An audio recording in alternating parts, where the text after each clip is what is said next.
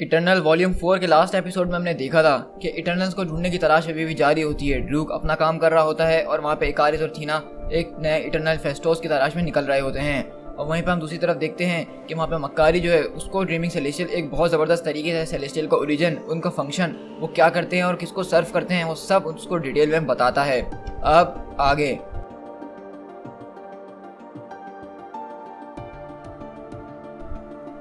हम यहाँ से मक्कारी के कमरे के अंदर शिफ्ट होते हैं, जहाँ पे हम देखते हैं कि दरवाज़ा लॉक करता है, लाइटें बंद करता है और मेडिटेशन करने के लिए बैठ जाता है। मतलब वो ड्रीमिंग सेलेस्टियल से कांटेक्ट में जा रहा होता है। और हम देखते हैं कि ड्रीमिंग सेलेस्टियल आज बहुत ज़बरदस्त कहानी मक्कारी को सुनाने वाला है और बताता है कि हम लोग के टाइम के मुताबिक जिस टाइम पर हम लोग को आना था, हम लोग उस वक्त तुम लोग के प्लेनेट पे दोबारा वापसी लौट कर आए और उस वक्त हम लोग अंडर कमांड थे एरेशिम के, और ये कहलाया द सेकंड होस्ट। तो बेसिकली गाइस, आपको पता है कि फर्स्ट टाइम जब अर्थ पर सेलेस्टियल्स आए थे तो वो फर्स्ट होस्ट कहलाया था और तब उन लोगों ने एक्सपेरिमेंट करके इटर्नल्स और डिविएंट्स को बनाया था। लेकिन जब वो लोग वहाँ से छोड़ के उनको चले गए थे और वो कुछ सालों के बाद जब दोबारा लौटे तो वो कहलाया था द सेकंड होस्ट। और हमें ये कहानी द सेकंड होस्ट की बता रहा है वो सेलेस्टियल, और इसके मुताबिक हम इसकी कहानी सुनते कि वहाँ पे उस वक्त हुआ गया था। तो वो बताता है कि जब हम लोग यहाँ पे आए तो यहाँ से साफ दिख रहा था कि यहाँ पे जो डोमिनेंट स्पीसीज है वो डिविएंट्स है। उस वक्त मैं जाना जाता था टायामुथ द कम्युनिकेटर के नाम से। मेरा फंक्शन ये था कि मैं वन अबव ऑल को उस बारे में हर चीज़ बताऊं जो कि हमने यहाँ पे ढूंढी है, और उसके बाद होल्ड को सिग्नल भेजूं ताकि वो यहाँ पे आ सके और इस प्लेनेट की लाइफ फोर्स को गैदर कर तक उस तक पहुँचा सके। तो हम यहाँ से देख सकते हैं कि यहाँ पे ये जो बात कर रहा है ये वन अबव ऑल की बात कर रहा है, जो कि मार्वल यूनिवर्स का लिटरली गॉड माना जाता है। तो ये सेलेस्टियल उसी की बात कर रहा है। लेकिन जेमेरियन, एसोन, ओनेक और जीरान जो थे वो दूसरे प्लेनेट पे निकल गए थे अपने दूसरे टारगेट्स को स्कैन वगैरह करने के लिए, और एरेशिम ने मेरा कांटेक्ट काट दिया था फुलक्रम से। तो एरेशिम ने हमें ये बताया कि फुलक्रम ने उसको ऐसा ऑर्डर किया है कि उनको यहाँ पे जो है डिविएंट्स का इन्फ्लुएंस कम करना है। मतलब इस प्लेनेट को ख़त्म नहीं करना, लेकिन डिविएंट्स को ख़त्म कर देना है। और दूसरे जो थे वो उन्होंने बिना किसी सवाल किए उसका साथ दिया और सारे डिविएंट्स जो थे उनको मारना शुरू कर दिया और बाकी दूसरी स्पीसीज़ को उन्होंने ऐसे ही छोड़ दिया। लेकिन ये जो उसका ऑर्डर था ये इरेगुलर और इलॉजिकल था, और मेरी जजमेंट के मुताबिक एरेशिम जो था वो भटक चुका था, उसको कोई मल फंक्शन कर रहा था, और अब मेरे पास कोई और प्रोटोकॉल था नहीं जो कि मैं उस वक्त इस्तेमाल कर सकता। तो इसीलिए मैंने उस वक्त सेलेस्टियल एरेशिम के ऊपर डायरेक्ट अटैक कर दिया था ताकि मैं उससे ये सारा कमांड हासिल कर सकूँ। तो हम यहाँ पे देखते हैं कि बेसिकली टाइमोथ जो था, यानी कि जो सेलेस्टियल ड्रीमिंग सेलेस्टियल है, इसने एरेशिम यानी कि जो इन सेलेस्टियल का हेड था उसके ऊपर ही डायरेक्ट अटैक कर दिया, क्योंकि उसने जो ऑर्डर्स दिए थे वो इसको सही नहीं लग रहे थे। क्योंकि हमेशा यही होता है कि जब यहाँ पे डिविएंट ज़्यादा होते हैं तो उस प्लेनेट की लाइफ फोर्स फुलक्रम को दे दी जाती है और वहाँ पे होर्ड आ जाते हैं। लेकिन एरेशिम ने उन लोगों से ये कहा कि हम लोग को ये लाइफ फोर्स होर्ड को नहीं देनी है, बल्कि हम लोग यहाँ से डिविएंट्स को कम कर देंगे। और मैंने अब तक ये कंक्लूड कर लिया था कि एरेशिम जो सिंपली मिसगाइडेड और मलफंक्शन कर रहा है। लेकिन उसके बाद मैंने एक और नई चीज़ डिटेक्ट करी, और वो चीज़ ऐसी थी जिसको मैं बिल्कुल भी नहीं जानता था, वो मेरी समझ से बिल्कुल बाहर थी। लेकिन उसके बाद ही मुझे समझ में आया कि ये क्या थी। वो उसके दिल में एक नफ़रत थी, नफ़रत। हम यहाँ से शिफ्ट होते हैं वो जोखिया के अंदर, और हम देखते हैं कि यहाँ पे वो जो जर्नल होता है जो कि ड्रूक के लिए काम करता है वो वापसी लौट के अपने घर आ रहा होता है। लेकिन जैसे ही वो घर आता है वो देखता है कि उसके बीवी बच्चों के साथ टेबल पे एजेक वहाँ पे बैठा होता है और बोलता है कि गुड मॉर्निंग जनरल, आप तो बिल्कुल खाने के टाइम पे आए हैं। तो वो बोलता है कि तुम आखिरकार हो कौन और मेरी फैमिली के साथ क्या कर रहे हो। तो एजेक बोलता है अभी यहाँ पे कुछ भी परमानेंट नहीं है, लेकिन अगर आपने गोली चलाई तो मैं गारंटी देता हूँ इस बात की कि इनमें से कोई एक आके वो गोली खा लेगा, तो प्लीज़ तशरीफ़ रखिए। तो वो बोलता है कि तुम हो कौन। तो वो बोलता है कि मेरा नाम एजेक है। तो वो बोलता है कि मेरा नाम एजेक है जनरल, आपको सच में ये चिकन खा लेनी चाहिए इससे पहले कि ये ठंडी हो जाए। आपकी वाइफ वो तो एक एक्सीलेंट कुक है। तो जनरल बोलता है कि तुम्हें मुझसे क्या चाहिए वो बताओ, मुझे तुमसे सिर्फ यही पता लगाना है कि वो ड्रूक किस तरह से उन लोगों को इतनी जल्दी ढूंढ रहा है। तो वो बोलता है कि क्या मतलब, तुम्हारे लोग? मुझे नहीं पता। तो बोलता है कि मुझे पता है कि तुम ये फजूल की बातें करने वाले हो, लेकिन मुझे ये जानना है कि तुम लोग उनके नाम, उनके हाइड आउट्स किस तरह से तलाश कर रहे हो, तुम लोग को ये सब कैसे पता चल रहा है। तो वो बोलता है कि वो मुझे इस बारे में कुछ भी नहीं बताता है। तो एजेक बोलता है कि तुम अब मेरे लिए एक को ढूंढोगे। तो वो बोलता है कि नहीं, मैं ऐसा नहीं कर सकता हूँ, वो एक बहुत पावरफुल मैन है, वो चाहे तो मुझे और मेरी पूरी फैमिली को मार सकता है। तो एजेक ड्रिंक पीते हुए बोलता है कि इंटरेस्टिंग, तुमने गिलगामेश को ढूंढ लिया है ना, क्योंकि हमें पता है कि एजेक जो है वो माइंड रीड कर सकता है। तो वो बोलता है कि तुम्हें ये कैसे पता चला, क्योंकि मैं इस बारे में जो था कल जाके ड्रूक को बताने वाला था सुबह सुबह। तो एजेक बोलता है कि हाँ मुझे पता है ये बात भी, लेकिन अब तुम उसको जाके नहीं बताओगे, अब तुम उसको जाके कल रात में बताओगे। तो वो बोलता है कि हाँ बिल्कुल ठीक है। और एजेक बोलता है कि तुमने और 33 लोगों को ढूंढ लिया है, ये तो बहुत इंप्रेसिव है, keep up with the good work general. और वो बोलता है कि अब मैं यहाँ से चलता हूँ जर्नल, लेकिन ये बात याद रखिएगा कि अब आप मेरे लिए काम करते हैं, आपको सारी इन्फॉर्मेशन लाके पहले मुझे देनी है, उसके बाद कहीं और, वरना आपको पता है कि मैं आपकी फैमिली के साथ आके डिनर इस तरह करते ही रहूँगा। और इस तरह एजैक वहाँ से चले जाता है। हम यहाँ से शिफ्ट होते हैं अटलांटिक ओलंपिया के अंदर, जहाँ पे ज़ूरस और जॉय यानी थीना का बेटा बैठा हुआ होता है और वो बोलता है कि मैं यहाँ पे बहुत बोर हो रहा हूँ। तो वो एक ग्रैंडपा जो होते हैं उसको स्टोरी दिखा देते हैं पुराने ज़माने की, लेकिन वो उसके अंदर भी थोड़ा सा भी इंटरेस्टेड नहीं हो रहा होता है। और इस तरह से हम देखते हैं कि ज़ूरस उसको वहाँ पे डांट देते हैं और वो बच्चा जो है मुंह बना के बैठ जाता है। लेकिन वो बच्चे की हम देखते हैं अचानक आंखें चमकती हैं और वो बोलता है कि ये बुड्ढा वाला, इसको आसानी से मैनिपुलेट किया जा सकता है। तो ज़ूरस पूछता है कि तुम क्या गुस्सा हो, क्या तुम मुझसे बात नहीं करोगे बेटा? तो बोलता है कि नहीं, मैं आपसे कोई बात नहीं करूंगा, वरना बहुत बड़ी मुसीबत हो जाएगी। और हम देखते हैं कि उस बच्चे के अंदर से आवाज़ आ रही होती है कि ये बहुत कुछ बता सकता है जैसे डिफेंस कैपेबिलिटीज़, छुपी हुई चीज़ें, स्ट्रेटजीज वगैरह, ये हमारे बहुत ज़्यादा काम आ सकता है। तो वहाँ पे ज़ूरस बोलता है, देखो अगर तुमने यहाँ पे मुझसे सच कहा, यानी बिल्कुल भी सच, कोई झूठ नहीं बोला, तो मैं तुमसे प्रॉमिस करता हूँ कि मैं तुम्हारी किसी बात का कोई माइंड नहीं करूँगा, लेकिन तुम मुझसे बिल्कुल सच कहना जो भी कहो। तो वो बच्चा बोलता है कि मैं इस जगह से बहुत ज़्यादा नफरत करता हूँ, मैं यहाँ पे बहुत बोर होता हूँ, यहाँ पे कुछ करने के लिए है भी नहीं, और आप इतने बुढ़े पुराने मोटे से आदमी हैं जो कि हर वक्त मुझ पर चिल्लाते रहते हैं। तो यहीं पे हम देखते हैं कि ज़ूरस वाले इसको देख रहे होते हैं और अचानक ज़ोर ज़ोर से हंसने लगते हैं। तो जोए पूछता है, क्या मैं किसी मुसीबत में फंस गया हूँ? तो बोलता है कि नहीं, तुम किसी मुसीबत में नहीं फंसे हो, क्योंकि तुमने सच कहा है, और हाँ, मैं सच में एक मोटा और बुढ़ा आदमी हूँ, लेकिन ये प्लेस बहुत वंडरफुल है। तो जोए बोलता है, क्या सच में? तो सूरज बोलता है कि हाँ, आओ मेरे साथ, मैं तुम्हें सिखाता हूँ।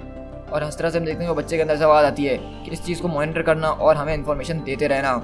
हम शिफ्ट होते हैं ड्रीम स्पेस के अंदर, जहाँ पे हम बेसिकली ये देखते हैं कि सारे सेलेस्टियल के बीच अब जंग छिड़ गई होती है, क्योंकि टाइमोथ जो होता है ये अराशिम यानी उनके लीडर के खिलाफ खड़ा हो गया होता है। तो दूसरे सेलेस्टियल्स आगे अब इसके ऊपर अटैक कर रहे होते हैं, और वो बताता है कि इस वक्त तक मैंने ये समझ लिया था कि वो जो दूसरे हैं वो अराशिम की बातों को ब्लाइंडली फॉलो कर रहे हैं, उसके ऑर्डर्स को मान रहे हैं, और उसके उस लॉजिक को भी वो लोग मान रहे हैं जो कि बिल्कुल बेबुनियाद है।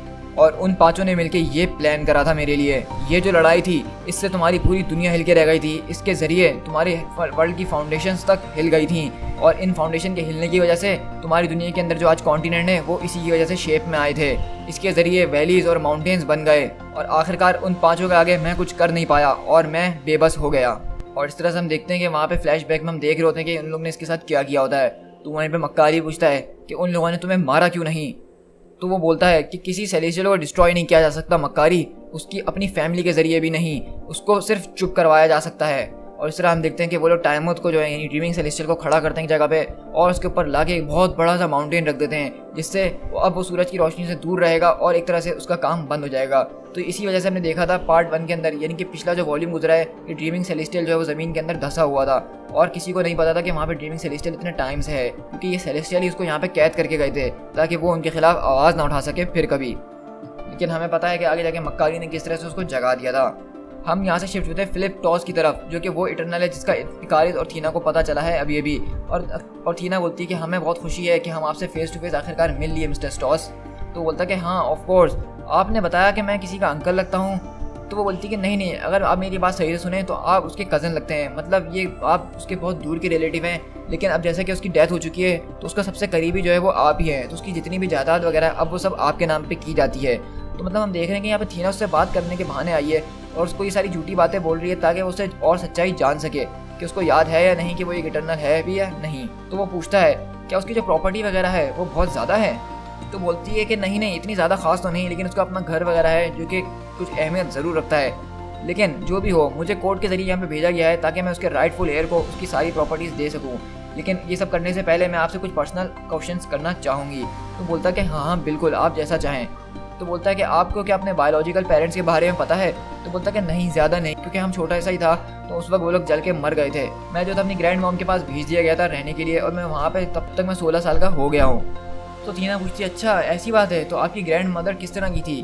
तो बेसिकली मैं आपको यहाँ पे फास्ट फॉरवर्ड करके बताता हूँ कि वो उससे कुछ पर्सनल सवाल वगैरह करती है, जैसे कि तुमने कॉलेज कहाँ पढ़ा, ये सब चीज़ें, क्योंकि वो उसको कंफ्यूज करने की कोशिश कर रही थी ताकि वो अपनी असलियत बोले, और उसको वो हर तरह से आजमा के देख रही होती है। और अचानक जो है फिलिप टॉस के सर में दर्द शुरू हो जाता है, मतलब सवालों के कभी सही जवाब नहीं दे पा रहा होता। कभी बोलता है कि मेरे पास ऑडी गाड़ी थी, कभी बोलता है कि नहीं मुझे ऑडी कभी पसंद ही नहीं थी, इस तरह करके वो बातें कर रहा होता है। और इस तरह देखते हैं कि वो परेशान हो जाता है और बोलता है कि प्लीज़ रुक जाओ, मुझे इस तरह से कंफ्यूज नहीं करो। तो उसकी बीवी बोलती है कि आप मेरे हस्बैंड को अपसेट कर रही हैं, प्लीज़ मैं चाहती हूँ कि आप यहाँ से चले जाएँ। तो वो बोलती है थीना कि ऑफ कोर्स मुझे माफ़ करिएगा कि ये इतना स्ट्रेसफुल रहा प्रोसेस, मैं आपके पास फिर कभी आऊँगी, आराम से आपको कांटेक्ट करूँगी।